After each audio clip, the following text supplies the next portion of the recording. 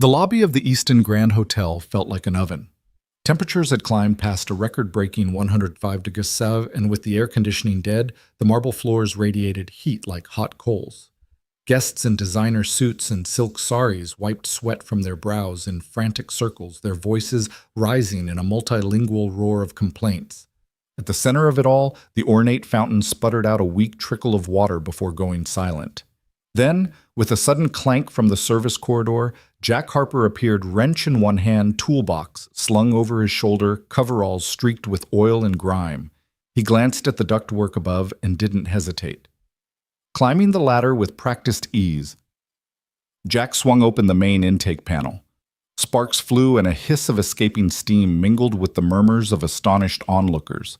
He plunged his hands into the tangle of wires and levers, his face set in calm determination. Moments later, he flipped a switch and leaned back as a rush of cool air swept down washing relief over the stifled crowd. Did that give you chills? If you believe that heroes can emerge from the most unexpected places, drop a comment below and hit subscribe because this 12-part journey is just getting started and you won't want to miss a moment. Jack Harper climbed down from the ladder, toolbox in hand, and instinctively wiped his brow with the back of his glove. The swirl of cool air in the lobby felt almost surreal after the suffocating heat.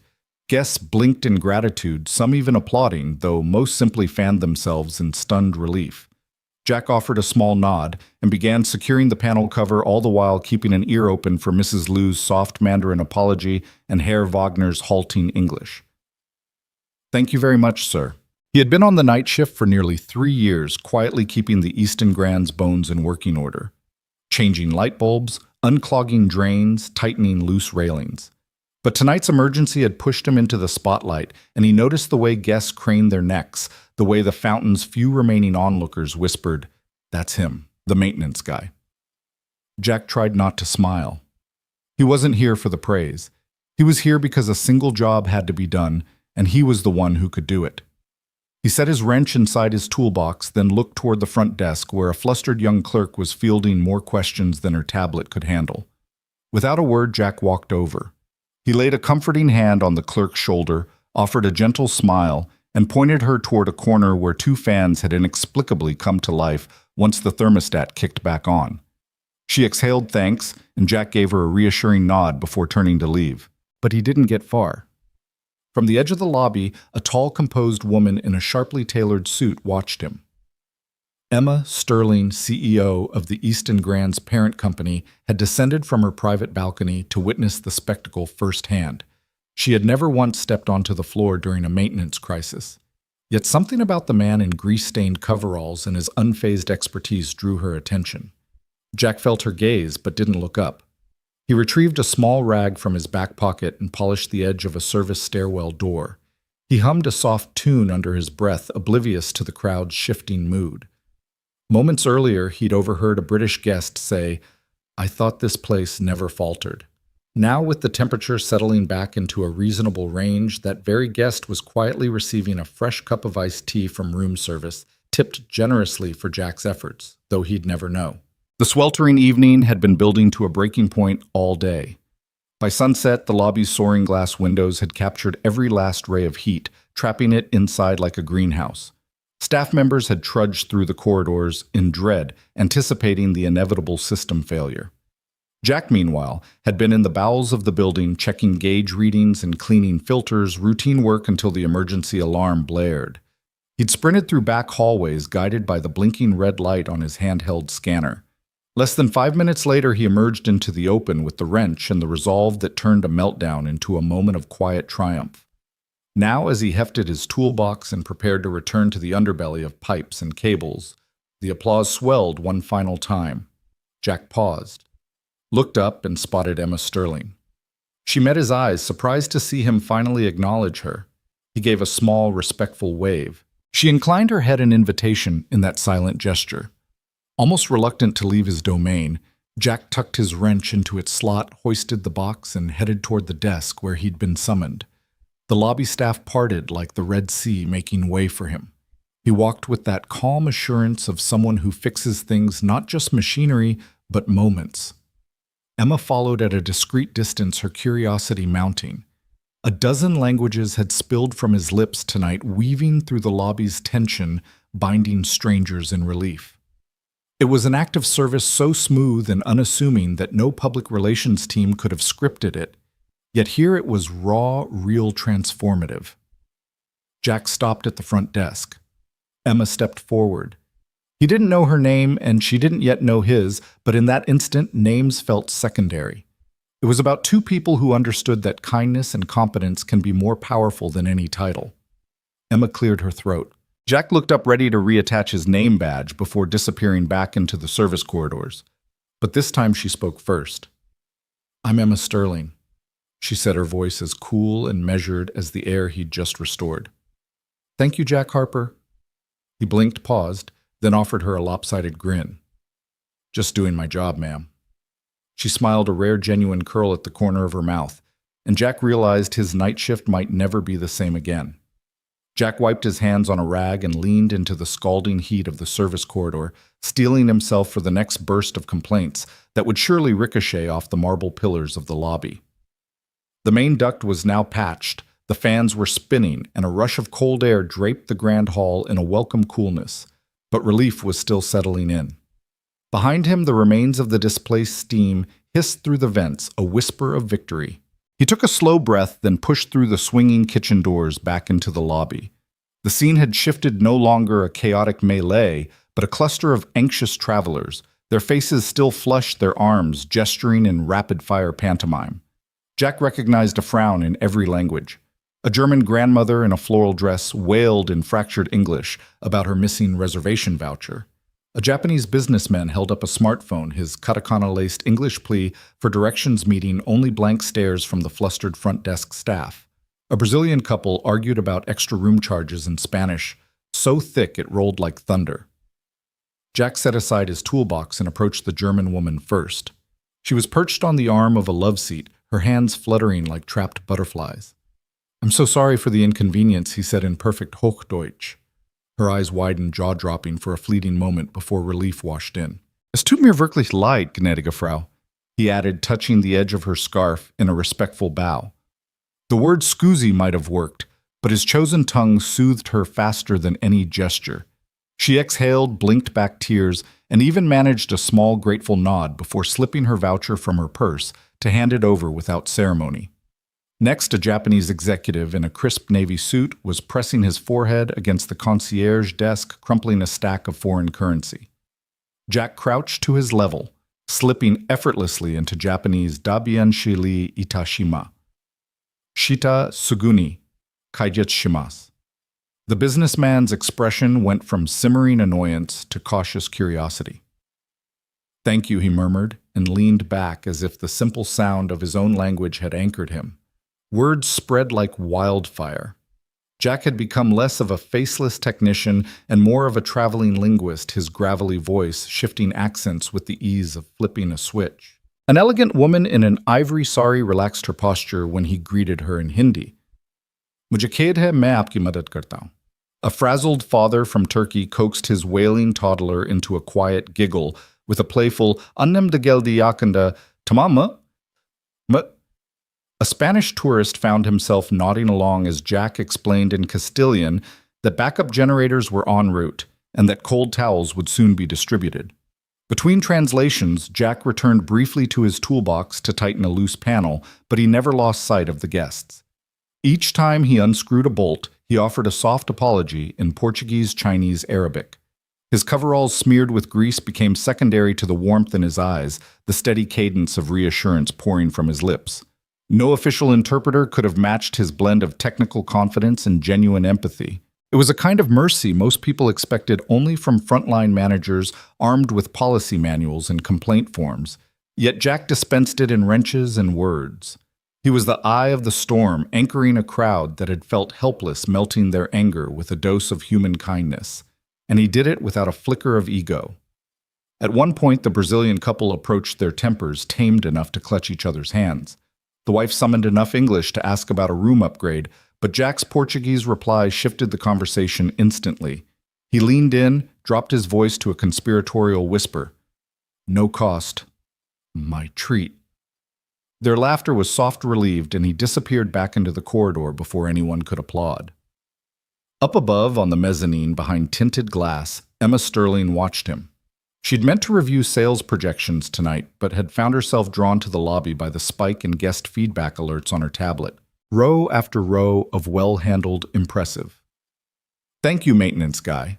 She scrolled through the languages he'd used: English, German, Japanese, Hindi, Portuguese, Arabic, Spanish, and realized that tonight he had done more for her brand than any marketing campaign could. Down in the center of it all, Jack finally sheathed his wrench. He straightened, flexing his tired shoulders, and took in the transformed Tableau staff passing out cold water with newfound composure. Guests chatting in small groups about the hero of the lobby, the fountain glistening once more as attendants refilled its basin. The emergency had been neutralized, but more importantly, a sense of community had emerged from the chaos. Jack met the eyes of the young receptionist who'd nearly broken under pressure earlier. He offered her a gentle smile and a nod of encouragement. She returned it more confident now, ready to face any linguistic or administrative hurdle with renewed bravery. A few feet away, a portly British gentleman approached. Handshake extended. "I don't know your name," he said, "but I know who you are." "Thank you, mate." Jack tipped his head in acknowledgement, murmured glad to help, and bolted, already heading back toward the service elevator where his toolbox waited. Moments later, he stepped aside to let a cart full of ice packs and bottled water pass through, riding on the same wave of calm order he'd created. The lobby had regained its usual hush, the previous storm reduced to a distant echo. Emma descended from her perch on the mezzanine. By the time she reached the main desk, Jack had vanished. She found a folded paper bicycle, one of the hotel's origami favors, tucked into the wrench holster on his toolbox. On its triangular wings in neat block letters, someone had written, "Language opens doors. Kindness keeps them open." She folded the note and slipped it into her pocket, understanding for the first time that running a luxury hotel wasn't just about opulent fixtures or flawless service charts. It was about the people who moved through those spaces, and the ones who saw them not as reservations or revenue sources, but as human beings in need of relief, respect, and recognition. As Emma returned to her office to craft a memo that would ripple through every department announcing a new guest empathy initiative, she carried Jack's example with her. It was a reminder that sometimes the smallest act of multilingual mercy carries the greatest weight.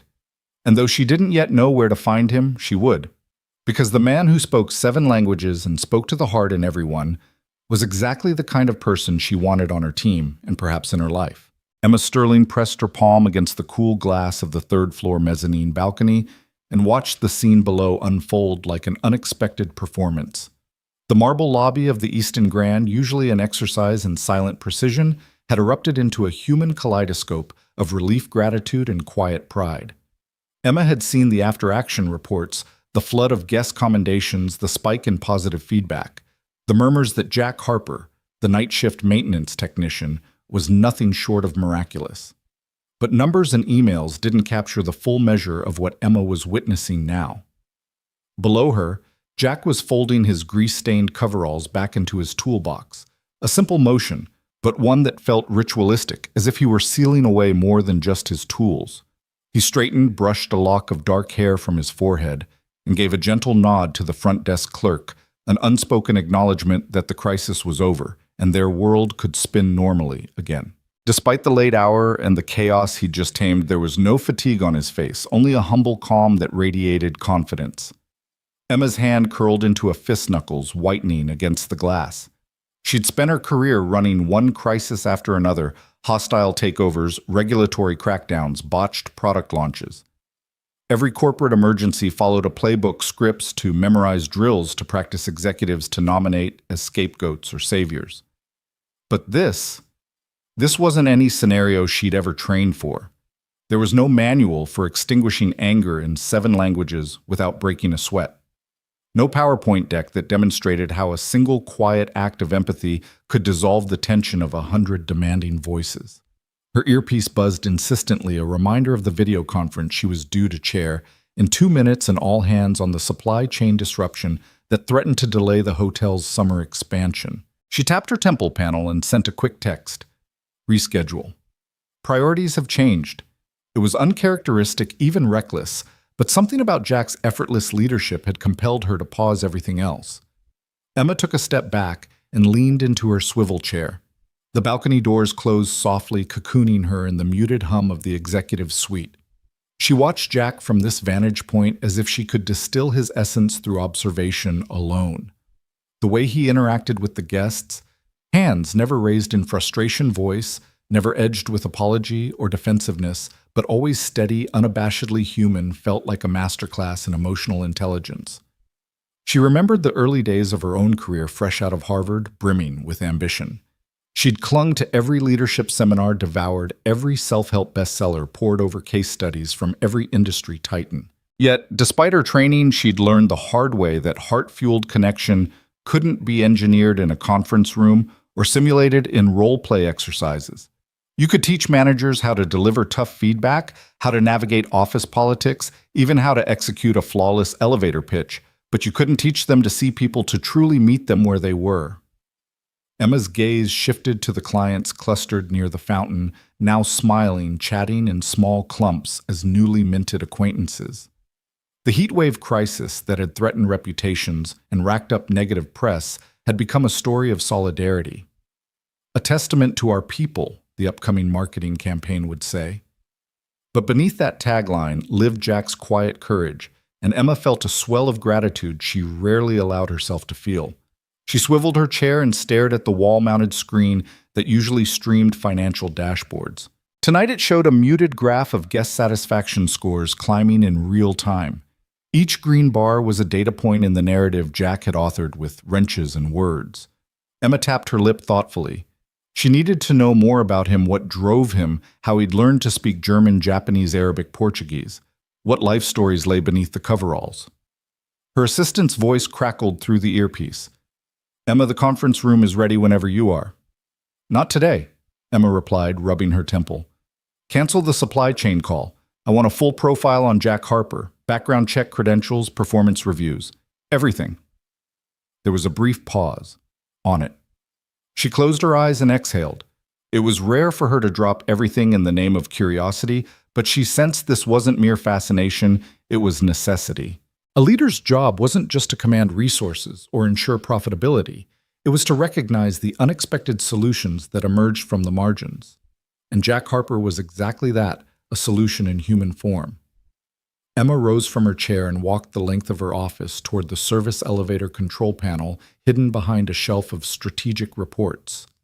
A quick press of the button called the elevator, its soft ding a contrast to the thunder of chaos below. When the doors slid open, Emma stepped inside the glass doors, closing with a faint whoosh that sounded a lot like promise. The elevator descended 3 stories to the staff corridor, its stainless steel walls reflecting her composed expression.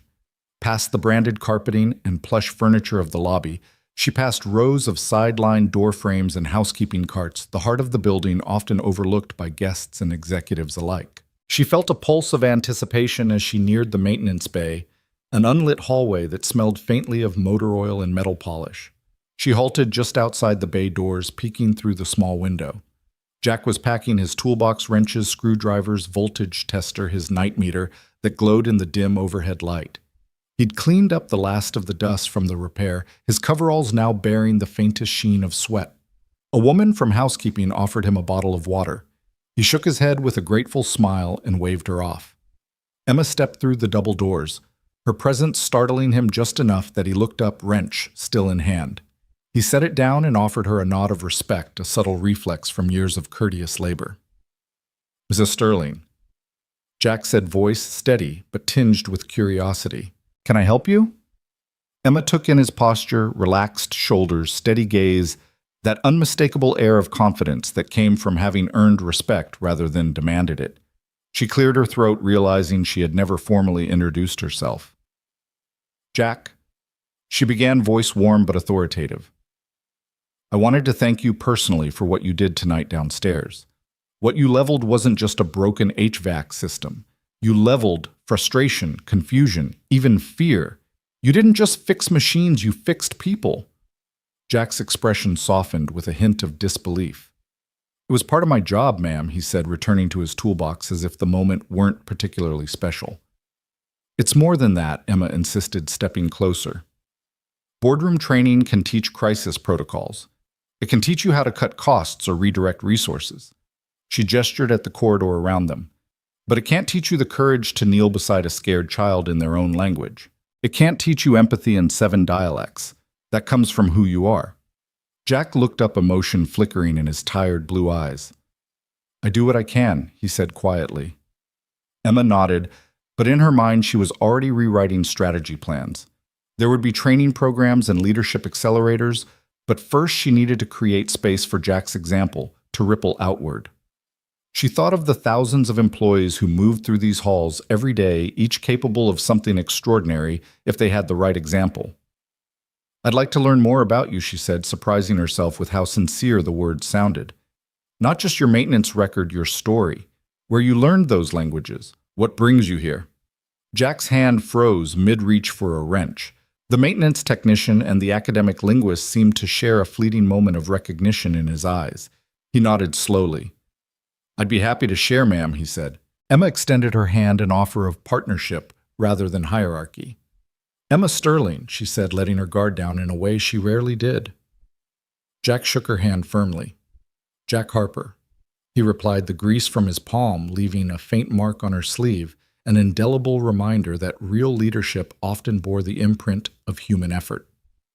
They stood in the softly lit maintenance bay. The rest of the world paused just beyond the corridor's edge. Emma felt the familiar buzz of her phone in her pocket, an unending stream of memos and demands. She left it silent.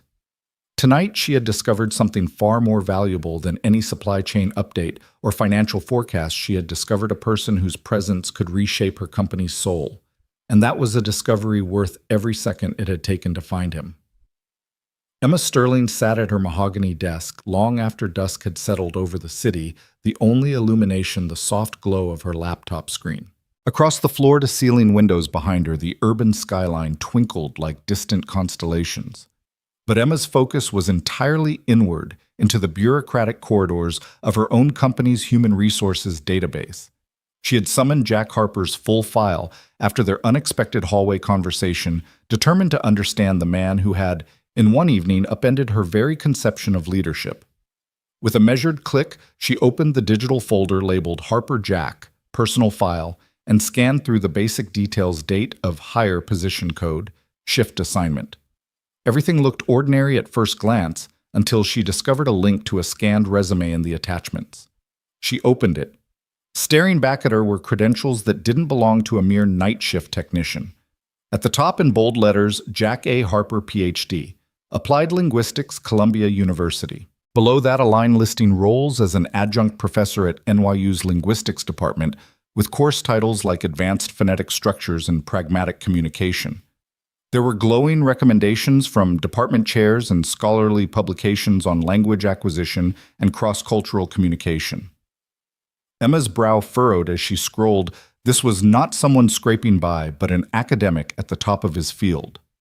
Her heart ticked faster. How had she never known she had interviewed Jack herself during orientation for new hires? She'd met him only briefly in a corridor press of people and never gleaned an inkling of his background. She'd always assumed he'd been the archetypal maintenance man drawn by stability rather than intellectual challenge. Yet here he was, a scholar who had consciously relegated his talents to the shadows. On impulse, she clicked open the next document, a note from HR that explained the unusual hiring decision. Candidate Harper appears massively overqualified, it read. Nevertheless, he insisted night shift availability and benefits eligibility were top priorities due to personal obligations. Candidate demonstrates exceptional technical skills and exemplary conduct during interview. That last phrase was an understatement. Jack's calm empathy had clearly impressed the interview panel, and now Emma knew why. Images flashed in her mind.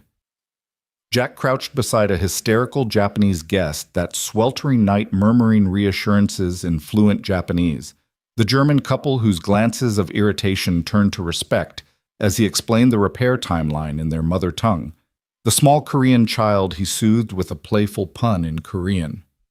Each vignette had carried a common thread of patience, problem-solving, and an ease with language that Emma now realized had been forged not on the shop floor but in lecture halls and research labs. She opened a spreadsheet of Jack's benefits enrollment, then paused at the line marked Dependent, Henry A.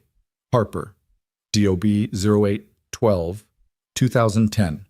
Adjacent, a note simply stated, Primary immunodeficiency. Chronic condition requiring ongoing treatment. Emma sat back in her chair, stomach tightening. Her own years of climbing corporate ladders had never been tempered by the need to provide round-the-clock care for a child's health. She'd once thought the biggest tests of resilience were hostile shareholders and merciless quarterly numbers. But Jack's priorities, family, first stability over prestige, revealed a resilience she had never fully grasped. The next file she opened was less clinical. A personal statement Jack had submitted to HR during hiring, a brief essay on why he'd chosen this role. The typed words glowed on her screen. I have a son, Henry, whose condition means my schedule must always be predictable. Academia demands time I cannot give, and while I love teaching and research, my son's health takes precedence. A night shift position with full benefits allows me to be at home during his waking hours and present for his doctor's appointments. I do this work with pride and humility, knowing that reliability and responsibility serve my family better than fame. Emma exhaled, her chest heavy with admiration. Here was a man who had deliberately chosen a humble title in service of a higher calling, love. The contrast was staggering. She herself had sacrificed personal relationships for ambition more than once, and yet here Jack had sacrificed prestige for the sake of his child's well-being, and never once had she heard him complain. She minimized the resume and essay windows and opened Jack's performance reviews. Month after month, they praised his technical competence, attention to detail, and willingness to take on extra tasks. Comments noted how he had helped mentor new hires and how colleagues sought him out for assistance with language barriers when international guests arrived. Through every review, there was a recurring theme: unassuming mastery. Jack didn't just fix broken things, he elevated the human experience of every person around him. Emma felt a swell of guilt. In all her years as CEO, how many times had she ignored the people in the quiet corners of her enterprise? How many managers had she promoted without ever knowing the stories behind the men and women who toiled behind the scenes? Jack's file convicted her of a blindness she had cultivated in pursuit of metrics and milestones. She leaned forward and tapped a key to dispatch an internal message to begin drafting a new role: Director of Guest Empathy and Cultural Engagement, draft job description. A small smile tugged at her lips. If she could build a position around Jack's unique talents, the hotel might not only respond to emergencies, but proactively create a culture of genuine hospitality. Her thoughts drifted to Jack's modest demeanor when she'd first introduced herself in the maintenance bay. He had set down his wrench, nodded respectfully, and treated her as an equal rather than a superior. For a woman used to deference and carefully choreographed courtesy, his unvarnished kindness had been a revelation. Emma stood and walked to the floor-to-ceiling mirror that dominated one wall of her office. She studied her own reflection, the tailored suit, the composed expression, the faint worry lines at the corners of her eyes. What she saw now was a leader at a crossroads. She could revert to the old playbook: delegate, automate, optimize, or she could embrace a new paradigm: people first. And not just any people, but the ones who'd quietly chosen her company, not as a stepping stone, but as a place where their true talents, practical and poetic, could flourish. Her phone buzzed on silent, a reminder of the video conference she'd postponed. She silenced it permanently. Later she would need to explain her absence to the board, but that could wait. Tonight she had discovered the invaluable lesson that sometimes the most essential truths hidden within an organization were tucked away in the private pages of a night shift technician's file. Emma tapped open her calendar and created a meeting for tomorrow at 9. In the subject line, she typed, Jack Harper, New Strategy Discussion. She paused, fingers hovering over the keyboard. Then she added a second line, Subject, My Highest Priority. With that, she shut her laptop and stood, the evening's revelation still humming in her mind. As she reached for her coat on the back of her chair, Emma felt a quiet resolve take root. She would honor Jack's sacrifice by ensuring his story, and those like it, became the guiding star of the Easton Grand. It was time to rewrite the narrative of leadership, starting with a man whose hidden credentials spoke volumes about what it meant to be truly qualified. And so with the city's lights shimmering like a promise beyond her window, Emma Sterling, CEO, strategist, guardian of her guests, prepared to step into a new era, led not by charts or rankings, but by the humble, heroic heart of Jack Harper. Jack Harper's evening had already stretched into the quiet hours when the service call came through. He was halfway through tightening a loose grill in the kitchen corridor when the pager on his belt buzzed insistently. Office thermostat, glitch corner office. He consulted his watch, 7:45 p.m. The lobby had emptied, dinner service was winding down, and most of the staff were on their way home. A solitary thermostat hiccup sounded hardly urgent, but Jack knew better than to judge by the call code alone. He set aside his toolbox and walked the hushed halls to the elevator, each step echoing against glossy tile. The golden light of the mezzanine lounge spilled through the paneled glass walls, and beyond the city's neon pulse throbbed against the night sky.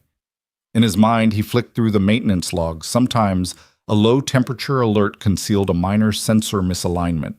Sometimes it exposed a deeper wiring issue in the climate control network. Either way, Jack prepared himself for whatever lay behind that office door. The elevator doors slid open on the 32nd floor, and Jack stepped into the hushed corridor. Plush carpeting muffled his footsteps as he approached the glass-walled corner office he'd often glimpsed from below the sanctum of Emma Sterling, the Easton Grand's formidable CEO. He paused before knocking softly. The door swung open before he could rap. "Mr. Harper, sir." Emma's voice was calm, almost gentle, a tone he'd only heard once before back when she'd called him in to confirm the rooftop cooling system was fully operational. She stood by the sleek wall panel, arms crossed over her tailored blazer shoulders, relaxed in a way that belied her reputation for rigid precision. "Thank you for coming." He nodded respectfully and stepped inside, offering a quick glance around. The office was spacious yet minimal, dominated by a wide desk of dark mahogany, a wall of awards and framed architectural sketches of the hotel's expansion, and a single ergonomic chair pulled away as if in readiness for his arrival. Jack set his toolbox on the floor, pop-opened it, and retrieved his infrared thermometer and calibration screwdriver. "The sensor here," Emma said, indicating the small panel on the wall beside her window. "It's reporting temperatures 10 degrees below the rest of the suite." She didn't ask how to fix it. She knew he would sort it, but her curiosity was evident in the slight tilt of her head. Jack stepped forward and placed the thermometer probe against the panel. The device beeped low and steady. He frowned. "This sensor's reading cold air returning from the ducts, but the intake seems fine. I'll check the airflow channel next." He laid a hand on the panel's edge, turned a hidden latch, and eased it open. A soft hiss of cooler air greeted him, followed by a gentle whir from the miniature fan. Emma watched as he knelt, careful not to scuff the pristine carpeting with his grease-stained coveralls. He peered inside, repositioned a tiny damper, and gently rotated a dial until the airflow pattern aligned with factory specs. Then he closed the panel, wiped his hands on a cloth, and stepped back. She waited until he straightened. The room maintained a steady warmth now, the slight chill receding like an apologetic whisper. "Done?" she asked. Jack clicked the thermometer again, then verified the display. "All set. Should stabilize within minutes." Emma nodded and gestured to the chair. "I appreciate you coming up here. I know it's late." He pointed to his belt. "That's why I'm here, ma'am. Night shift's my normal schedule." She offered a half smile. "Right. Of course." He brushed a stray lock of hair from his forehead. For a moment, the only sounds were the soft hum of the HVAC and the distant murmur of late-night staff below. Emma cleared her throat. "Jack, if you don't mind me saying, last week when the lobby AC failed, I watched from the balcony." She paused, then met his eyes directly. "You did more than fix the machine. You calmed guests from 7 different countries, each with their own frustration. You spoke to them in their native languages. I've lived in boardrooms where I've asked for calm and gotten spreadsheets instead." Jack settled onto a nearby stool, turning to face her fully. "Thank you," he said, voice low. "I just wanted to help." "No," Emma corrected softly. "Thank you." She stood closer, closing the distance between CEO and technician until the faint scent of her signature perfume mingled with the clean tang of metal he carried on his hands. You reminded me what real service looks like, not the polished gestures for a camera, but the unseen work that shapes an experience. You reminded me why we started this business in the first place. Jack blinked. He rarely heard such sentiments from senior management. My son, he began, then paused. Henry's the reason I do this job. He needs me at night as much as I need a steady income and benefits. I may have a PhD in linguistics tucked away somewhere, but this? He gestured at the thermostat at the quiet comforts of Emma's office. This keeps me where I need to be. Emma sank into the guest chair, leaning forward. I dug into your file after that night. I saw your resume, your publications, your academic awards. And then I saw the note you wrote HR about your son. It took me aback. It's not common that someone on the front lines of maintenance has credentials that far eclipse the job at hand, but you made a conscious choice, a lesson in priorities. He shifted slightly self-conscious under her unflinching gaze. It's easy to earn prestige, he said quietly. It's harder to keep the people you love close. Harder, she agreed. And more important. Emma paused, then reached into her purse and pulled out a small leather-bound notebook. She opened it to a blank page and scribbled a few words, Director of Cultural Engagement. She tore the page out and placed it on the desk in front of him. I want you to help me build something new here. Not just fixing leaks or recalibrating sensors, but creating a program that ensures every guest feels seen, heard, and understood. A role that leverages every one of your languages and all of your empathy. Jack stared at the page, heart pounding. Emma, that's far above what I... But she held up a hand. I know it's above what you ever imagined. That's why it's perfect. Our world has enough layers of hierarchy. What we need is someone who's been overlooked yet never stopped showing up. Someone who measures success not by titles, but by the impact they make on individual lives. Someone like you. He swallowed, eyes drifting to the tiny thermostat panel he'd just serviced. Then back to her. For the first time, Jack felt the weight of recognition of genuine trust settle in his chest. I'd be honored, he managed. Emma nodded, a genuine warmth softening her usually steely expression. Good. We'll expand your role, and yes, we'll formalize the title later. But tonight I wanted to thank you personally, and to say that I've learned something valuable from you, that leadership isn't always about giving orders. Sometimes it's about stepping aside to let someone else fix what you didn't even know was broken from the inside. Jack exhaled slowly, the tension in his shoulders easing. Thank you, Emma. I won't let you down. She leaned back, satisfied. I know you won't. Now, before you go, I should probably apologize for sending you up here on a false pretext. He tilted his head with a grin. Not at all. The thermostat wasn't the only thing that needed a little recalibration tonight. Emma laughed softly, an unexpected, genuine sound that filled the corner office with a rare intimacy. Well said, she agreed. Get back to your shift, Jack. I'll let the overnight crew know where to find the new program outline. He picked up his toolbox and offered a polite nod. Good night, Emma. Good night, Jack. As he stepped into the corridor, Jack felt lighter than he had in years, a sense that his unseen labors at the edges of the Easton Grand were finally acknowledged, valued in a way that transcended job descriptions. And behind him in the glow of her office, Emma Sterling watched him go, fully aware that the man who'd entered her realm as a mere technician had just become the catalyst for her greatest transformation yet. Jack Harper checked his watch as he stepped through the neon glow of Millie's Diner. It was 7:15 on a Friday morning, the hour when the neighborhood still smelled of fresh coffee and sizzling bacon. In his gloved hand, he cradled 2 steaming mugs of hot chocolate marshmallows, bobbing like tiny white buoys. Under his arm was a crisp white envelope neatly addressed in Emma Sterling's elegant script. He took a steadying breath. This wasn't just breakfast, it was a crossing of worlds. Sliding into the familiar vinyl booth, Jack set down the mugs, the sweet steam fogging the overhead light momentarily.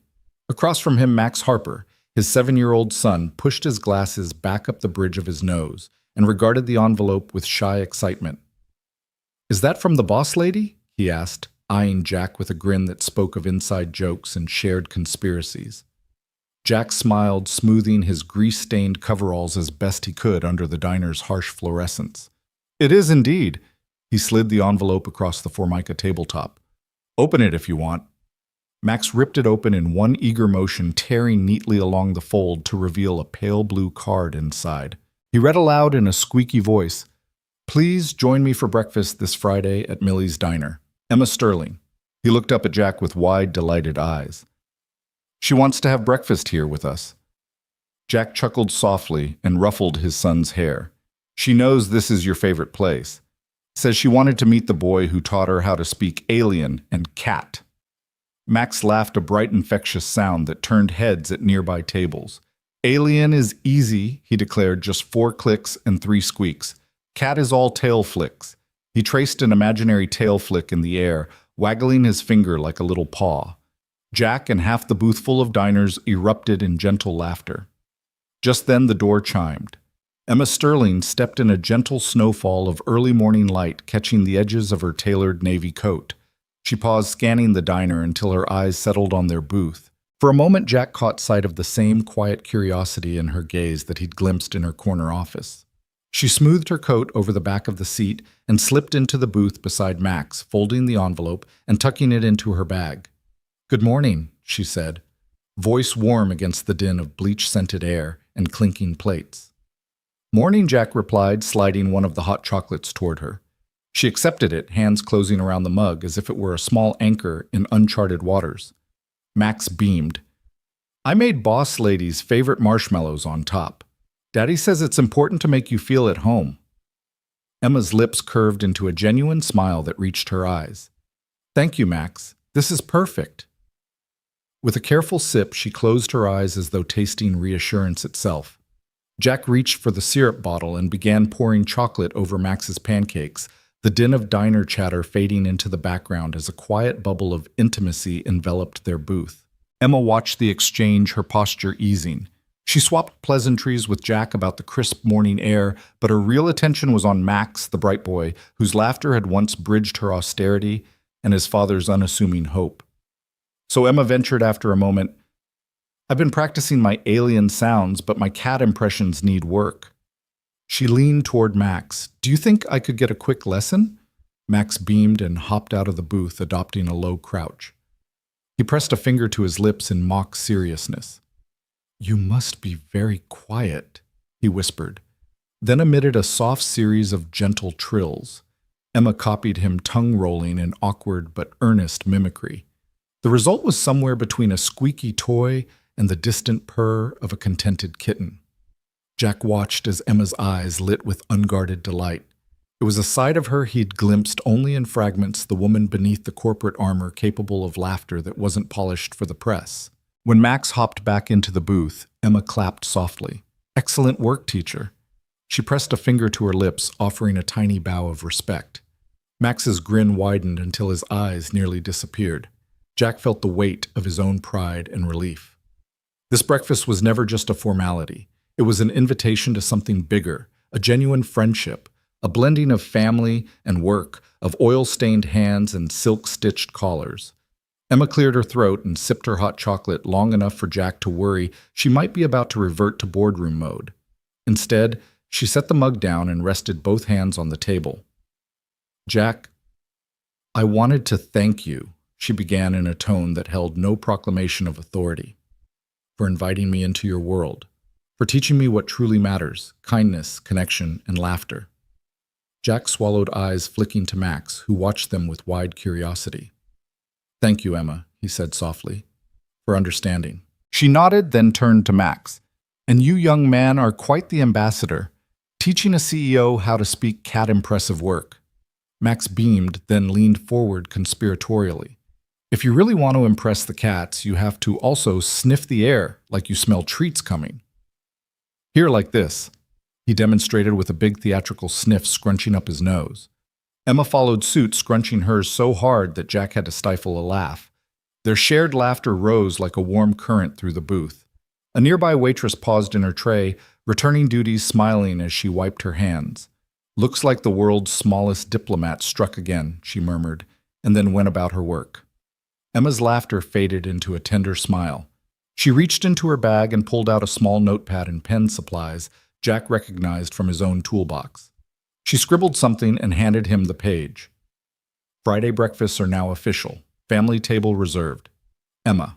Jack tucked the note into his pocket, his heart warm. He looked at Max, who was already hopping to refill his mug with chocolate syrup. Looks like this diner just got a VIP corner, Jack said quietly. Max hopped back into the booth, pouring syrup with careful precision. Do you think they'll let us have pancakes every Friday? He asked. Emma exchanged a conspiratorial grin with Jack. I think they'll have to, she said. After all, business is built on relationships, and so far ours is off to a very sweet start. Jack reached across the table to steady Emma's chocolate before it could overflow. To new beginnings, he said, raising his mug. Emma met his gaze and clinked her mug against his. To friendship, family, and unplanned adventures. Max joined in with a clumsy cheers of his own, sending a marshmallow sailing and another round of laughter through Millie's diner. In that shabby booth, two worlds had truly come together, stitched by marshmallows, turned by wrench and warmth over pancakes and the promise of Fridays yet to come. Jack Harper had just finished replacing a faulty valve in the East Wing sprinkler system when he felt it a hollow look in the eyes of the front desk clerk as she passed his maintenance cart. It wasn't mere exhaustion, this was something like pity or, worse, resignation. He paused mid-step toolbox, balanced on his hip, and watched her vanish around the corner. Behind her retreating back, he caught sight of an HR administrator whispering to the lead engineer, both glancing furtively at the security camera monitors. Jack's chest tightened with a familiar, unwelcome tension. He shrugged it off and continued on to the boiler room where the morning's heat wave had pushed the ancient boiler valves to groan in protest. He adjusted a pressure gauge, listening to the hiss of steam settle back into a steady rhythm. That was when his pager buzzed a quick vibration in his pocket that had once meant a guest emergency, a broken pipe, or a power flicker. Now it simply displayed the message "Badge non-essential. Reclassification pending." Jack's fingers froze on the wrench. He blinked at the pager's screen, heart hammering. Non-essential. He swallowed. He knew non-essential meant deletion. An invisible label that would strip him of access, notify security to bar him from critical systems, and ultimately sign him up for the cost-cutting AI rollout slated to replace overnight maintenance. He closed his eyes and pressed the pager back into his pocket, finishing his work on autopilot. He left the boiler room, his footsteps echoing against scrubbed concrete. Every corridor looked narrower. Every door seemed locked just a bit tighter. At the end of the hall, the water fountain dripped softly, taunting him with its normalcy. The rumor mill had been churning for weeks. He'd heard snippets in the break room vox pops of conversation about Phase 2, automation, AI-run diagnostics, and streamlining headcount. At first, he'd laughed it off over coffee with Max's schoolmate's father, joking that even Alexa wouldn't know how to rig a makeshift fix on an emergency exit sign. But that laughter died the moment the pager lit up. His palms grew clammy with worry, and he realized two things at once. One, he couldn't afford to lose this job. It was what allowed him to be home when Max needed him most. And two, he had nowhere to go if this label stuck. No academia to return to, no colleagues waiting in some office to pull him back into the lecture halls. Just one boy counting on him to be there for dinner, tuck-ins, weekend science fairs. He shoved the wrench into his toolbox and strode toward Emma Sterling's glass-walled office on the 8th floor. His throat felt tight, his palms slick. He'd never barged in unannounced, but this couldn't wait. He tapped once on her door's frosted glass panel, 2 quick raps. Holding his breath, he watched the silhouette of her upright posture shift as she mentally shelved whatever crisis management call she'd been mid-sentence on. "Come in," she called, voice steady but laced with concern. Jack stepped into the polished sanctuary of her corner office. Emma Sterling was seated behind her oak desk, the morning sun cutting sharp patterns across the pale carpet. She offered him a small, polite smile. "Jack, what can I do for you?" He swallowed, looking down at his work boots, grease-stained and worn, the very symbol of what this job had meant. "Emma, I just got a notification. My badge is being reclassified as non-essential. They're talking about automating, well, pretty much everything I do at night." Her smile faltered, curiosity flashing across her eyes. "Show me," she said, standing. They walked together to the security console in the hallway outside her office. With a few taps, she pulled up his employee status. Sure enough, a red label blinked beneath his ID, non-essential. Below it, a smaller note, eligible for AI replacement phase 2. Emma frowned, tracing the screen with a finger. Non-essential. Huh? She murmured. She turned to him, blue-gray eyes sharp. They're going to replace you with AI. Do they know what you do? Jack shrugged helplessly. He felt exposed, like someone had opened his chest and labeled his beating heart optional. They think it's cost-efficient, he said. I heard the HR head mention it during last night's shift change. Said routine tasks were better left to algorithms. They never actually see the people behind the valves, the wires, the guest interactions. Emma tapped her temple as though nudging her own memory. They haven't seen you, not really. She spun back to her office, beckoning him inside. Her assistant hovered uncertainly in the doorway, a silent witness to whatever storm was brewing. Emma walked behind her desk and leaned forward. Jack, she said, eyes unwavering. I know exactly what you do, and it's more than routine. She glanced down at his coveralls, still bearing faint smudges from yesterday's air handling repairs. Your job is critical not just to the hotel's systems, but to our reputation. You're our frontline ambassador, fixing problems and soothing guests in 7 languages. Jack shook his head, voice tight. I'm just trying to keep the heat off Max. He swallowed again. If I lose this, I lose everything. Emma's jaw worked as she processed his confession. She'd known he was a single dad, putting everything on the line, but hearing it out loud, seeing the fear in his eyes that ignited something in her.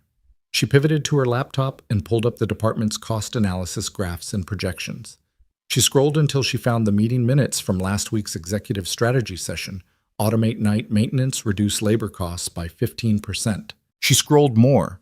Assess elimination of redundancies. AI forecasts. ROI charts, efficiency models. It all stared back in cold, sterile figures. But as she weighed the numbers, Emma found herself replaying every instance Jack had rescued the hotel's image, guiding stranded guests in Arabic after the power flicker, diagnosing the sprinkler sensor failure in record time, diffusing an irate guest complaint in fluent German, de-escalating the panic when a concierge misspelled Edelweiss. Those weren't redundant tasks. They were miracles disguised as maintenance. Emma slammed the laptop shut and steadied her breath. Those spreadsheets, she said, voice shaking slightly. They don't capture loyalty. They don't account for humanity. Jack looked up puzzled, but hopeful. What can we do? Emma squared her shoulders. We fight this right now. She walked back to the console, fingers tapping furiously as she overrode the HR classification. I'm pulling your ID out of the non-essential list. I'm calling a department head meeting this afternoon. I'll make the case that our brand doesn't run on algorithms. It runs on people like you. Jack stared, mouth slightly agape. Emma, you can't. I can, she interrupted softly but firmly, because if I let you go, I'll be the one betraying the people I need most. She turned back to him, eyes fierce. You're not non-essential, Jack. You're indispensable. He closed the distance between them in one swift step and offered her a grateful nod, a single tear glinting in his eye. Thank you, he whispered. Emma brushed her hair back over her shoulder and folded her arms, a stance she reserved for boardroom showdowns. Just get back to work. I'll handle the data. She paused, then added, if they want spreadsheets, I'll show them numbers they can't ignore. Guest satisfaction scores up 30%, recovery time down 60%, employee loyalty at an all-time high. That's what you do. Jack exhaled relief, and something fiercer mingling in his chest. He turned to leave, then paused at her door. Emma, he said. She looked up concerned. I don't know how to thank you. Max and I will never forget this. Emma watched him cross the threshold, then exhaled a breath she didn't know she'd been holding. As the office door clicked shut behind Jack Harper, she realized she had a choice: bow to the ease of efficiency or stand for the people who made that efficiency possible. She touched the cool glass of her office window, looking down at the marble lobby where Jack had first emerged as hero. Tomorrow she would make sure the board saw him not as a line item, but as the beating heart of the Easton Grand. Emma Sterling stood at the center of the Easton Grand's opulent ballroom, her tailored blazer, unbuttoned sleeves rolled up in a rare display of earnest intent. Rows of polished mahogany chairs arced around her, filled with department heads, executives, and line staff alike, each one summoned by the unprecedented all-staff assembly she had called just that morning. Crystal chandeliers cast warm pools of light over the sea of expectant faces. As Emma glanced across the room, she saw more than colleagues gathered. She saw a family of dedicated people who had helped build this hotel's reputation.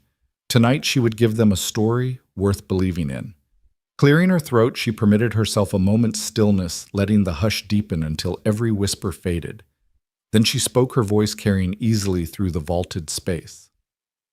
"Thank you all for coming on such short notice." She began scanning the room until her eyes found Jack Harper standing near the back, arms folded over his grease-streaked coveralls. He seemed to shrink beneath the ballroom lights, his gaze low, as if he did not belong on this stage. Emma's heart clenched. "I promised transparency, so I want to share something crucial. I almost lost our most vital team member." Murmurs rippled through the assembled crowd. A few eyebrows lifted in surprise. Emma continued, leaning forward over the podium. "Last week, Human Resources proposed reclassifying Jack as non-essential. They argued that night shift maintenance could be automated, that his tasks were routine, that the hotel could save money by phasing out his position." She paused, letting the weight of her words settle. But what those spreadsheets did not capture was Jack's humanity. Jack's head snapped up, his shoulders tensing as he realized where this was heading. Emma looked directly at him, unwavering. "When our central air conditioning failed during the record-breaking heat wave, Jack didn't just repair a broken thermostat. He spoke to irate guests in 7 languages: English, German, Japanese, Arabic, Russian, Spanish, Korean, calming their fury with kindness and sincerity. He wove us back together with nothing but compassion and technical skill." She turned back to the audience, her arms sweeping out. "We talk about hospitality as if it's only a service we offer on plush linens and silver trays. But true hospitality lives in human connection, not algorithms." I watched him kneel beside a frightened child who thought the blackout would swallow him whole, and I realized that Jack doesn't just fix machines, he saves people. A ripple of applause swept through the room. Tentative at first, then firm as Emma's words sank in. She held the applause, gently raising a hand. "That's not the only reason Jack matters." She reached into her pocket and pulled out a simple photograph, Jack and his son Max, eyes bright despite hospital masks, standing beside a lifeless IV stand. "Jack is a single father," Emma said quietly, her voice softening with empathy. "Max has battled a chronic illness since he was 6. Jack chose night shifts so he could be home for medicine doses and bedtime stories. He gave up a promising academic career, PhD in linguistics, adjunct professor at NYU, just so he could watch his son grow." Jack's Adam's apple bobbed as he swallowed, glancing at the photo, then back at his colleagues. Emma held the image aloft for all to see. "This is the sacrifice that spreadsheets never recognize. It's the courage that spreadsheets can never quantify. It's the quiet heroism we often overlook." Tears shimmered in more than a few eyes. Across the polished floor, the head of finance covered his mouth with his hand visibly shaken. Emma let the silence stretch long enough that every person felt the gravity of her message. Then she leaned forward, voice resolute. "If we let Jack slip through our fingers, we lose something far more precious than cost savings. We lose the heart of our hotel." She straightened and allowed the applause to rise into a crescendo that shook the crystal chandeliers overhead. Staff leapt to their feet in a spontaneous outpouring of gratitude. Clapping hands echoed against the marble walls. Jack stood frozen for a moment, eyes wide as the room honored him. Emma stepped down from the podium and crossed the floor in 2 long strides, taking Jack's hand in hers. The ballroom, once hushed, erupted again this time, with cheers, whistles, and a standing ovation. Jack's face glowed with disbelief. He squeezed Emma's hand and nodded, voice catching when he spoke. "Thank you," he said simply, but the depth of his gratitude spoke volumes. Emma smiled, meeting his gaze in the vast expanse of the ballroom. "We need more than machines," she replied. "We need people who believe in people." In the days that followed, Jack's badge was officially reprioritized as essential personnel, and the planned AI takeover of night maintenance was shelved indefinitely. Instead, Emma appointed him to lead a new guest empathy initiative, a program that would train all staff in cultural sensitivity, crisis, de-escalation, and multilingual communication tasks no algorithm could master. Jack, still wearing his grease-spattered coveralls, stood at the forefront of a movement to redefine hospitality. At the end of the assembly, staff lined up to shake Jack's hand, to thank him, to share stories of their own moments when his quiet heroism had touched their lives. The concierge whispered, "We wouldn't have made it through that blackout without you." The banquet manager admitted, "Your quick thinking saved our international gala." A bellman said, "You always take the time to ask after my family. That matters more than you know." Jack felt a swell of pride, not in himself, but in the community he had helped forge. Emma watched from the side, her heart full, knowing she had made the right choice. No spreadsheet could measure the value of trust restored, of dignity upheld, of a family kept whole. That night, as the ballroom emptied and the chandeliers dimmed, Jack and Emma walked side by side through the lobby. The grand fountains murmured behind them, and the late-night glow of city lights filtered through the glass doors. Jack paused, looking up at Emma. "I never expected any of this," he admitted softly. Emma met his gaze, her eyes warm. "Neither did I," she said. "But now I can't imagine this place without you." He laughed, a low, relieved sound. "And I can't imagine it without you." They shared a moment of quiet celebration amid the marble grandeur, two unlikely allies who had reminded an entire company that the truest measure of worth lies not in numbers, but in the courage to choose humanity over efficiency. And as dawn approached, the Easton Grand stood ready to welcome its guests once more, its heartbeat stronger than ever, powered by compassion, connection, and the unbreakable bond of one quiet hero and the CEO who finally saw him. Jack Harper's shift was supposed to end at 6:00 p.m., but he never made it to the time clock kiosk in the Easton Grand's hushed service corridor. Instead, he paused outside the glowing marble lobby, the evening's golden light slanting through the front doors, and for one long moment he let himself consider walking away. The applause of the all-staff assembly still echoed in his mind, mixing with the uneasy stir of resentment he'd sensed from a few of the higher-up managers. They'd clapped politely, but his heart knew the truth. Some believed he was nothing more than a charity case, a sentimental nod to goodwill, a liability in the name of compassion. And maybe they were right. He pulled his badge from his coverall pocket and tapped it against the reader. Nothing but a red access. Denied flashed back. Frowning, he tapped again. Still denied. His locker, too, was inexplicably empty. No toolbox, no oil-streaked gloves, not even the faded photo of his son tacked inside.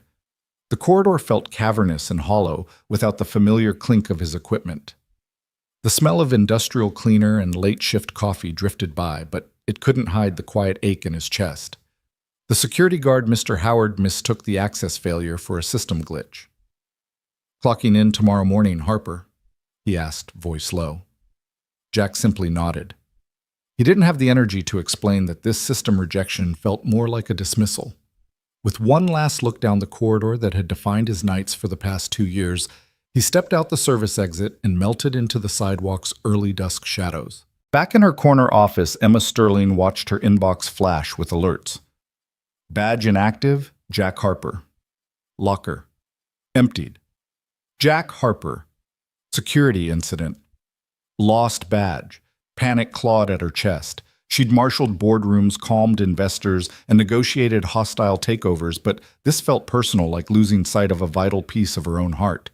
She grabbed her coat unbuttoned in haste and fled the silver-lined tranquility of the executive floor for the crumbling brick of Crescent Bay Elementary, where her calendar showed Jack's son Max should have been released at 3:00 p.m. Clouds had gathered overhead, and a soft drizzle slicked the school's playground, turning the rubberized surf to a faint sheen of moisture. Emma's sharp heels squeaked on the curb as she scanned the open gate. Children clustered in rainbow-colored raincoats. Parents juggled backpacks and umbrellas. None of them were Jack. The lump in her throat tightened until her breath came in shallow bursts. She couldn't believe she'd let things escalate this far. Then she saw him, Jack, crouched beside a metal slide, sorting through the contents of a soggy backpack. Max stood nearby, arms crossed, his small frame shivering in a thin hoodie. Emma approached slowly, as if the veneer of authority might snap if she walked too hastily. Jack glanced up, surprise flickering in his dark eyes, quickly replaced by a guarded calm. "Mr. Harper," she began, voice unsteady. Jack nodded, eyes flicking to Max. "He's fine, ma'am. Just needed dry socks." Emma swallowed past the lump in her throat. "I'm so sorry. I tried your office, the service corridor, your badge was denied, your locker emptied. I thought something happened to you." Jack's jaw tightened. "I denied myself," he replied quietly, avoiding her gaze. The breeze whispered through the empty swings, and Max tugged at Jack's sleeve. "Dad, is everything okay?" Jack knelt to Max's level, brushing a raindrop from his son's hair. "Everything's fine, buddy." He forced a small smile that didn't reach his eyes. Turning back to Emma, he said, "But I'm not fine. I can't be the symbol of charity. I might have saved the day once, but I won't stick around for the politics." Emma felt tears prick her eyes. "Jack, please." He held up a hand. "You saved Max," he said, voice raw, "when I couldn't afford the trial. You did that. The rest, I'm not so sure." Emma closed her eyes and counted to 3, steadying herself. Then she reached out, gingerly resting a hand on his shoulder. "Jack, look at me." He did, reluctance folding into the depths of his gaze. "I made a mistake. I thought rescue was charity. I was wrong. I thought I could protect you from the fallout, but I ended up pushing you away. I'm sorry." For a heartbeat, Jack said nothing. The playground's laughter and shouts faded to a distant hum. Max stepped forward, his small hand sliding into Jack's. Emma dropped to one knee in front of them, unperturbed by her wetsuit. "Max," she said softly, meeting the boy's curious eyes. "You're the bravest kid I know. Will you let me do something brave too? Will you tell your dad that I want him back at work where he belongs?" Max's eyes widened, then crinkled in a shy smile. He looked at Jack. "Dad, Miss Sterling says you make things matter." Jack's chest tightened. He looked at Emma, searching her face for hints of guile, found only earnest regret and hope. He took a trembling breath. "You're serious?" he asked. Emma nodded. "I've reclassified your position myself, facilities supervisor. I'll update the board and HR. No flags, no ambiguity. You and Max have earned every right to be here." Jack's gaze flicked down to Max, whose grin illuminated the dim evening. Then he looked back at Emma, vulnerability flickering in the depth of his eyes. I'd like to stay," he said, voice small but determined. "For Max and for everyone here who needs a real person, not a program." Emma felt relief wash through her. She rose and offered her hand, but Jack instead pulled her into a hug so fierce that her shoulders bumped his coveralls. She returned the embrace, surprising them both with its warmth. Max clambered into Jack's other arm, stacking his embrace on top of theirs, and Emma patted Jack's back gently. When they finally pulled away, the 3 of them stood in a quiet triangle under the flickering playground light. The drizzle had eased to a gentle mist. Emma brushed her hair from her face. "Welcome back," she said, her smile reflecting in Jack's weary but grateful eyes. Jack ruffled Max's hair, looking at Emma with something closer to awe than gratitude. "Thank you for fighting for us," he said simply. Emma shook her head. "Thank you for staying." The evening shadows lengthened as Emma, Jack, and Max walked back toward the hotel gate side by side, an unlikely trio drawn together by courage, compassion, and the unbreakable bonds of family.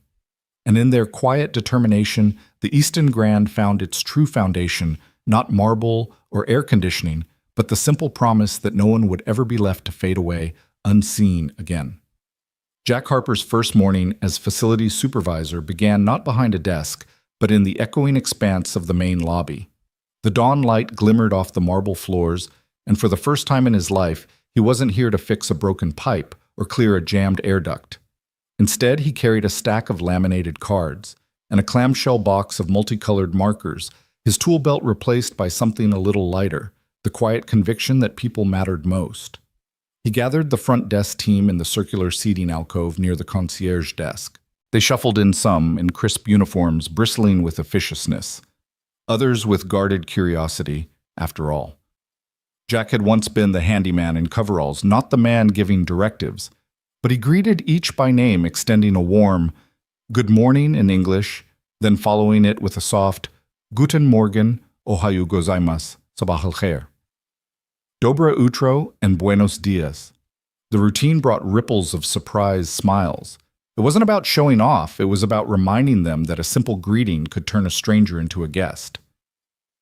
Thanks for coming. Jack began choosing his words for everyone's benefit. I know you've got your routine's check-in scripts, room blocks, billing codes. Today, I want us to slow down. I want us to listen first, then speak. Not because it's on a checklist, but because it's how we actually help people feel at home.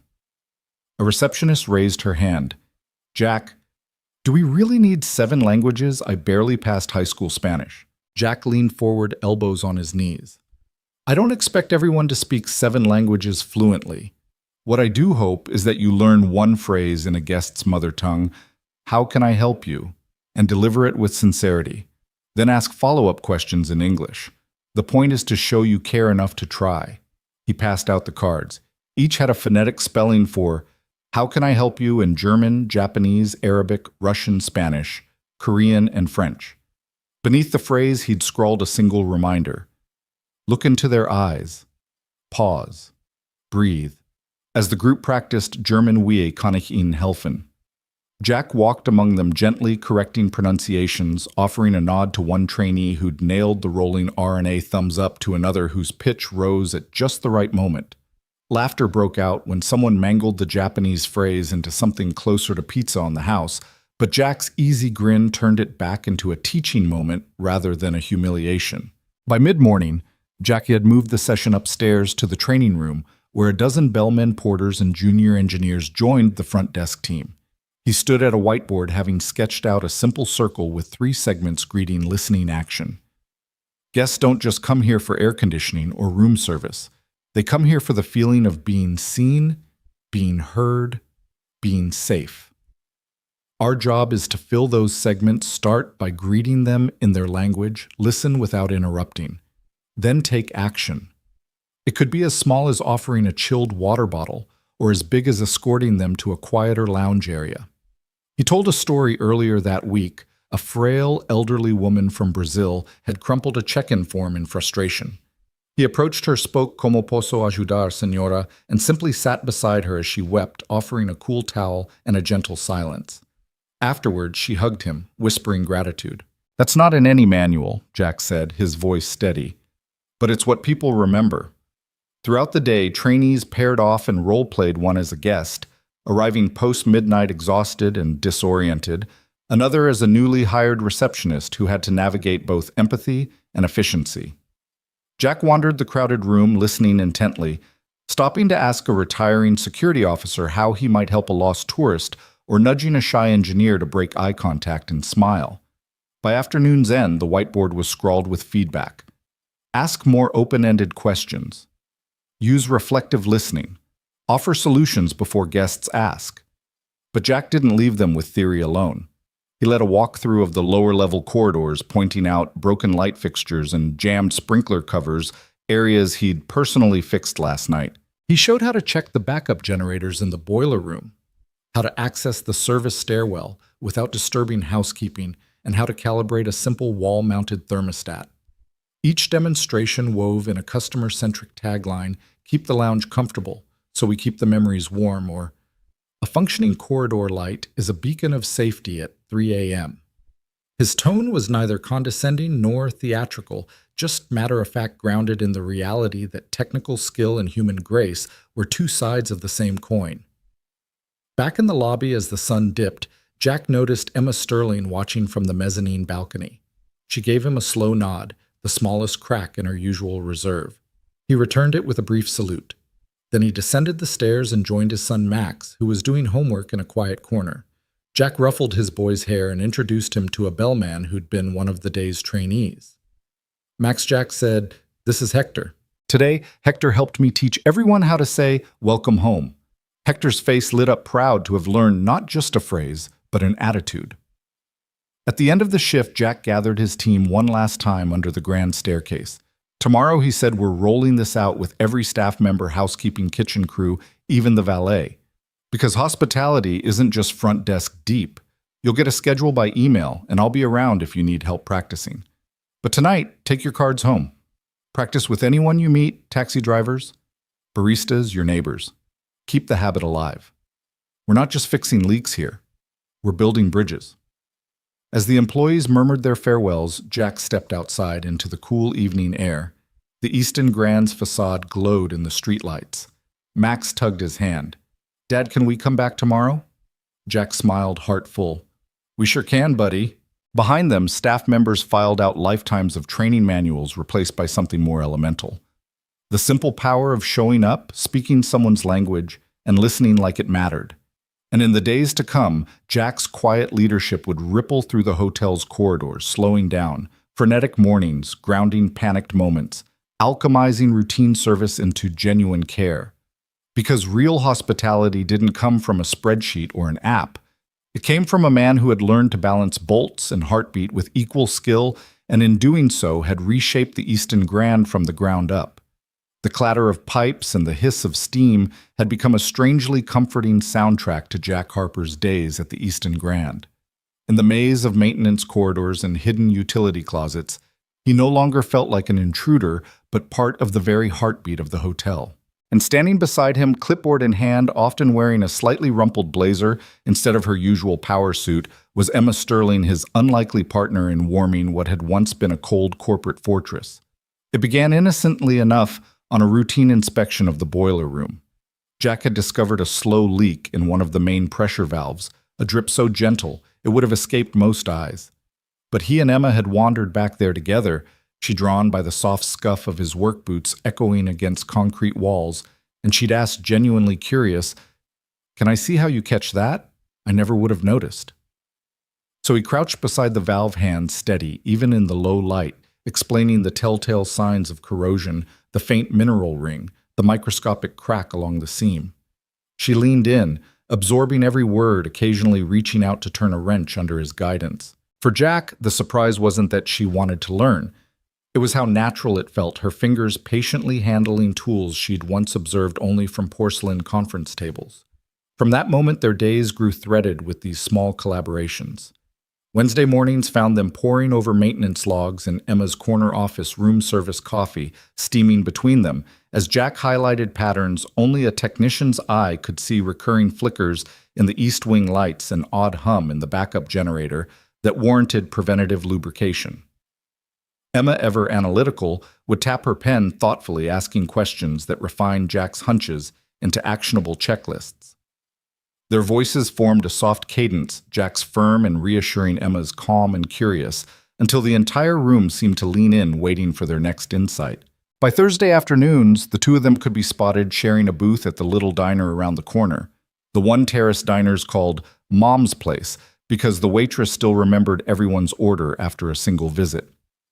Emma, who usually ate at five-star tables under glittering chandeliers, now sat with Max at her side, both of them delicately navigating chocolate milkshakes and miniature pancakes. Jack watched as Emma knelt on the booth's vinyl seat, her tailored skirt tucked just so, coaxing shy smiles from his son with impromptu shadow puppets. Max, normally guarded with newcomers, giggled as Emma spoke good morning to him in broken Korean, one of the 7 phrases Jack had taught her. In those moments, titles faded. Emma wasn't CEO, just Miss Emma to Max, and Jack's heart swelled as he saw his worlds converge around that tiny table. Their partnership deepened in the evenings when the guest floors had emptied out and the hotel hushed into something more intimate. Jack would tap on Emma's office door, his coveralls smeared with grease, while she set aside her final spreadsheet for the day. They'd settle into ergonomic chairs, a pot of strong coffee between them, and tuck into room service sandwiches as they strategized over upcoming projects, a new lighting initiative, plans for a staff-driven wellness room in the basement, or deciphering the guest feedback form that kept mentioning heart and warmth alongside cleanliness. Their brainstorming sessions stretched late into the night, peppered with laughter, when Emma teased Jack about his impossible ability to name every HVAC filter size on the first try, or when he caught her off guard by quoting an obscure engineering spec she'd mentioned once in an offhand remark. Each morning, their work carried new momentum. Staff members, bellmen, housekeepers, even the sous chef greeted Jack and Emma with fresh enthusiasm, as if discovering that leadership could be approachable without losing its dignity. Jack's technical directives felt less like orders and more like invitations, and Emma found herself deferring to his judgment on everything from the angle of drip pans to the best way to train a new intake technician. Their respect was mutual. Emma trusted Jack's instinct in a wiring closet, and he relied on her network to clear roadblocks that no wrench could loosen. The turning point came on a late Friday afternoon. A minor water leak had flooded a hallway near the executive's wing. The marble floor was slick and dangerous. By the time Jack arrived, Emma was already there, sleeves rolled up, gripping a wet vac hose like a pro. They moved together in practiced rhythm, Emma guiding staff away from the spill. Jack shutting off the localized valve, then guiding an electrician to replace a corroded joint. Throughout the commotion, Emma's voice was steady. Jack's hands were deft, and the rest of the team watched in awe as the CEO and the former handyman became seamless partners in crisis management. That evening, Emma persuaded Jack to accompany her and Max to her favorite Friday treat, hot chocolate, at the rooftop cafe overlooking the city skyline. They perched on tall stools, the wind tousling Max's hair and dancing sparks of city light across Emma's face. The three talked about dreams. Emma confessed she'd always wanted to learn how to build something with her hands. Jack admitted he'd never thought he'd feel so at home in a boardroom, and Max shared plans to invent a hug machine that could deliver unlimited comfort. As laughter fluttered between them, Jack realized this wasn't just a business alliance or an ad hoc friendship. It was something deeper, a kind of family forged in the grime of tunnels and the glow of conference rooms alike. Under the neon sign of the cafe, Emma reached for Jack's hand. No declarations of love, just a quiet squeeze that spoke volumes. Jack looked down at her, the sky a canopy of promise behind her, and felt a shift in his chest, a soft, insistent pulse that said this was more than partnership. It was care woven through every bolt turned, every data point analyzed, every pancake shared under fluorescence. When they returned to the Easton Grand, the lobby was empty except for the echo of their footsteps. Together they paused beneath the grand chandelier, its crystals refracting the final rays of daylight into scattered rainbow flecks on the marble. Emma's gaze met Jack's, and in that silent instant they both acknowledged what had grown between them. Not a fleeting office romance, but a bond rooted in mutual respect, shared purpose, and genuine tenderness. Hand in hand, they climbed the service stairs back to Jack's office, where work awaited a dozen maintenance tickets to review a training plan to finalize and a weekend guest symposium to prepare. Yet as they stepped inside, the weight of those tasks felt lighter, infused with the certainty that they would tackle every challenge side by side. And somewhere down the hall, they could hear the faint echo of Max's giggle, the living emblem of their newfound family. In the corridors of pipes and panels between strategy sessions and diner booths, Jack and Emma had discovered a simple truth. Love doesn't need a gilded ballroom or a scripted declaration. Sometimes it blossoms in the narrow passages where two people meet, tool belts and dreams interlacing until the shining marble palace itself is warmed from within. And in that warmth, they built something stronger than any steel beam, a connection that would weather every storm, powered by the quiet courage of two hearts choosing each other again and again. The old maintenance bay at the Easton Grand had once been a place of low hums and dim fluorescent lights, where tools clinked against metal and the soft shuffle of boots carried the day's last rhythms.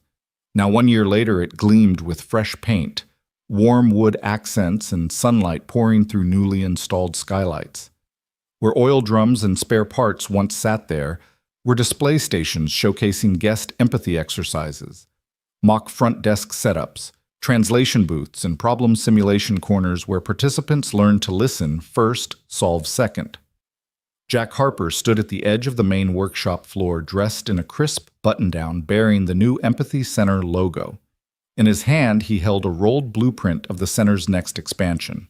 At his side was Emma Sterling, no longer simply the formidable CEO who'd summoned him to her office, but now a partner in this initiative, her sleeves casually rolled up as they had been so many times before. Max, now 10 and taller by inches, sat cross-legged on a low wooden bench, fiddling with a simple wooden puzzle that he'd crafted himself during the center's opening day kids' workshop. A small crowd of Easton Grand staff, community volunteers, and a few curious neighborhood leaders had gathered for the dedication ceremony. The energy in the room crackled not from spotlights or amplifiers, but from the palpable sense of possibility in the air. These were people who'd once passed through the hotel's grand lobby, oblivious to the gears turning behind the scenes. Now they stood here eager to learn how to bring that same spirit of care into their own lives. Emma tapped the microphone with a gentle smile. "Thank you all for joining us today." She began, her voice warm and unhurried. A year ago, this space was off-limits to guests, hidden, utilitarian, functional. We chose this bay as the heart of our new empathy center because it reminds us that true hospitality starts behind the scenes, with the people who never appear on any guest's itinerary. She paused, sweeping her gaze over the workshop stations. Today we open these doors to the community, to teach, to learn, and to grow together. Jack stepped forward, the blueprint now unrolled and held carefully in both hands. When Emma and I stood here last year, we had an idea: what if the same training that made our hotel stand out could make our neighborhood stronger? What if we could equip anyone from seasoned staff to eager volunteers with the skills to truly see one another? He gestured at a station where a group of trainees practiced responding to simulated guest complaints in Spanish and Mandarin. This center is built on the principle we first tested in our own hallways. Start where it's broken, stay until it's better. Max hopped off the bench, excitement lighting his face. He had been enlisted as the official junior ambassador for the center, and today he was about to share his own workshop project, a cribbage board turned puzzle teaching kids how to ask for help politely in 3 languages. "Hi, everyone." He called, voice small but steady. He held up his creation. "I made this so kids my age can learn how asking for help can be fun. My dad taught me that listening is the first step." A ripple of appreciative smiles and nods spread through the audience. Emma and Jack exchanged a proud glance before turning back to the gathered crowd. "We wanted Max to know that his dad's work wasn't just about wrenches and wires," Emma said. "It was about connection. And we wanted him and all of you to know that kindness can be practiced, taught, and shared." Her gaze rested on the plaque mounted behind them. "Start where it's broken. Stay until it's better." Harper Sterling Empathy Center, 2025. An applause broke out, genuine and heartfelt, echoing softly off the painted brick walls. Volunteers who'd helped build the training modules stepped forward, exchanging high fives with hotel staff who'd never before been called teachers. A few audience members dabbed at tears. Others quietly murmured thanks to Emma and Jack for opening up this space. After the formal dedication, the first open session began an interactive listening tour led by Jack himself. Staff members played the roles of various guests, one pretending to be an elderly gentleman with hearing difficulty, another an anxious newcomer whose luggage was lost en route. A line of trainees knelt before each guest, practicing empathetic phrases in their native languages as Jack guided corrections. Notice her hands trembling. Respond with calm reassurance before announcing the solution. Across the bay, Emma stationed herself at a cultural cue corner where volunteers learned to interpret subtle body language signals. She greeted each participant with a gentle nod, then asked them to read the cues on flashcards showing different emotional states: frustration, relief, confusion, gratitude. When a trainee hesitated, Emma quietly shared the story of the Korean child in the hotel lobby that summer, emphasizing the power of small gestures, a lifted eyebrow, a patient smile to bridge cultural gaps. As midday sun filtered through the skylights, the workshop hall buzzed with soft chatter punctuated by laughter and bright moments of understanding. The center's layout encouraged flow and curiosity, a glass-walled office for private coaching, a kitchenette where hospitality recipes were shared for making guests feel at home with warm beverages and simple snacks, and a small auditorium set up for guest speakers. Jack's former academic colleagues, who now volunteered their time to teach language nuances and community leaders training in compassion-driven leadership. Toward the end of the afternoon, Emma and Jack gathered their little family for a final token of thanks. A local artisan had crafted 3 small wooden pins each, engraved with one word: See, Serve, Stay.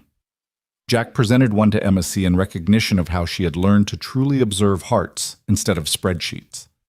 Emma returned the gesture with the serve pin, acknowledging Jack's embodiment of selfless service.